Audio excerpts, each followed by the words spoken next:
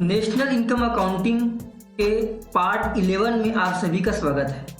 इस वीडियो में हम real and nominal national income के बारे में पढ़ेंगे। तो समझते हैं कि रियल नेशनल इनकम क्या होता है। रियल नेशनल इनकम का मतलब होता है national income estimated at base year price.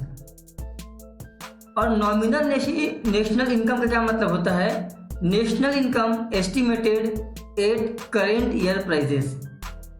अब यहाँ पास दो चीज़ आया, एक आया करेंट ईयर, एक है बेस ईयर।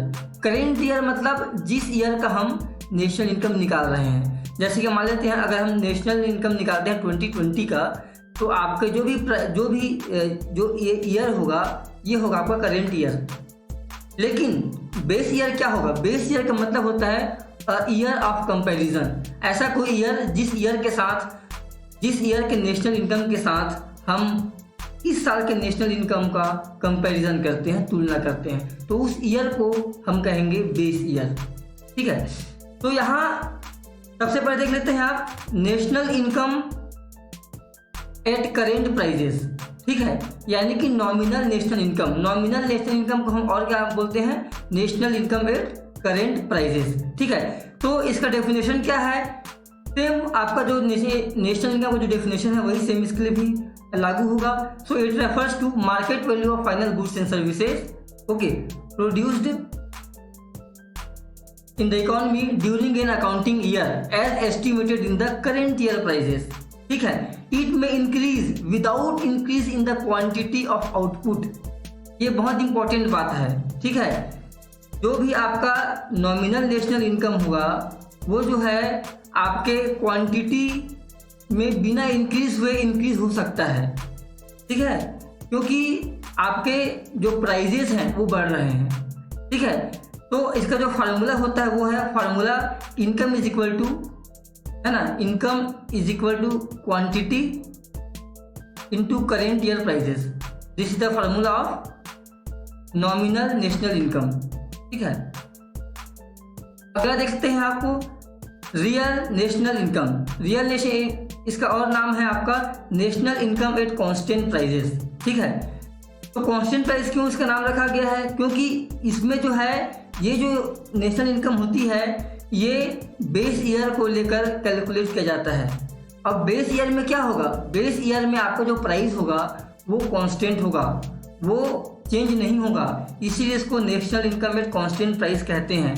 तो आपका जो है डेफिनेशन सेम है इसमें भी, it is the value of final goods and services produced in the economy during an accounting year as estimated in the base year prices. ठीक है, इसमें क्या होगा, it increases only when there is increase in the quantity of output. ठीक है, अब base year में जब क्या होगा कि अगर क्वांटिटी बदलेगा तभी आपका नेशनल इनकम बढ़ेगा, मतलब क्वांटिटी बढ़ेगा तभी नेशनल इनकम बढ़ेगा। क्यों, क्योंकि यहाँ पर आपको जो प्राइजेस है वो कांस्टेंट रहते हैं, क्योंकि ये पिछले समय का है। ठीक है, अभी इसको और एग्जांपल से मैं समझाऊंगा आपको आगे।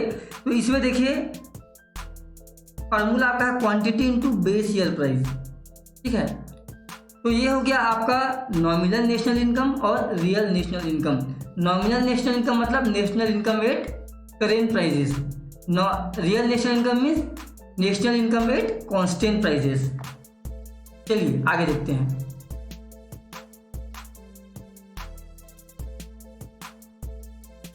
चलिए इस एग्जांपल से समझते हैं। इस एग्जांपल में आपको बताया गया है नॉमिनल नेशनल इनकम के बारे में। यहां देखिए quantity is same, prices have increased. अब देखिए एग्जांपल में, ठीक है, 2001, ठीक है, ये ईयर है आपका। और यहाँ बस आपको कमोडिटीज दिए हैं, वीट, क्लॉथ, शुगर। क्वांटिटी दिया हुआ है 20, 100, 5।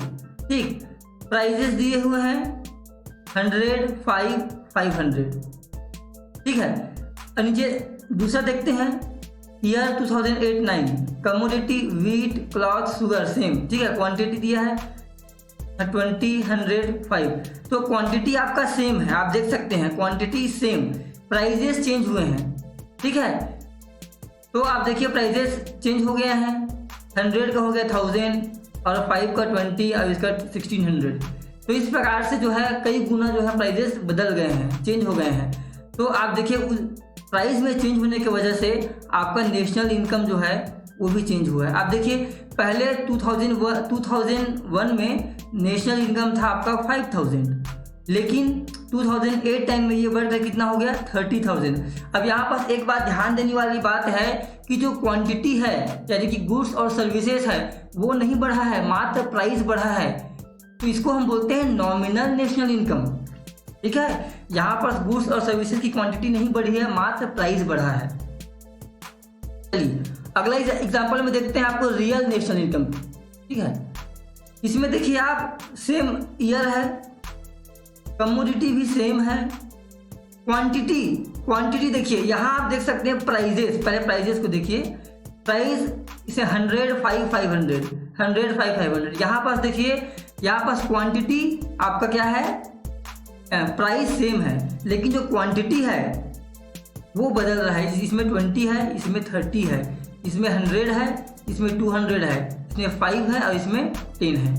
तो यहाँ पास देखिए, यहाँ पास भी सेम आपका पहले 5000 था नेशनल इनकम, वो जो है वो बढ़कर कितना हो गया 9000, ठीक है। अब यहाँ पास क्या हुआ है, यहाँ पास क्वांटिटी बढ़ी है, प्राइस सेम है।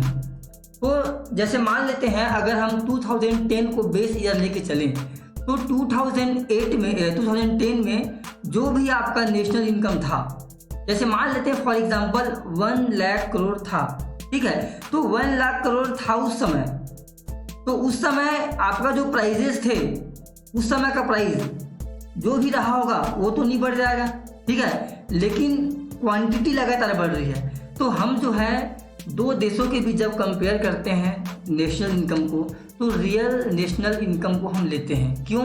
क्योंकि हर देश का जो अपना अपना एक इन्फ्लेशन रेट होता है, महंगाई दर सब जगह अलग अलग होती है। तो अगर हम नॉमिनल नेशनल इनकम को लेंगे तो हम कंपेयर नहीं कर पाएंगे या रियल कंपैरिजन नहीं होगा। इसीलिए दो देशों को जीडीपी को, नेशनल इनकम जब हम कंपेयर करते हैं तो रियल नेशनल इनकम को हम लेते हैं। चलिए, तो आपको समझ में आ गया होगा, आगे चलते हैं।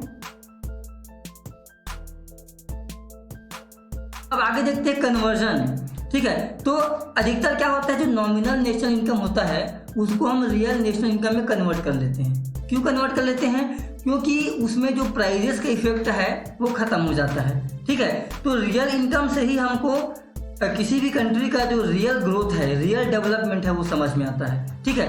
तो रियल नेशनल इनकम को, नॉमिनल नेशनल इनकम को रियल नेशनल इनकम में कैसे कन्वर्ट करते हैं उसका यहाँ फार्मूला दिया हुआ है।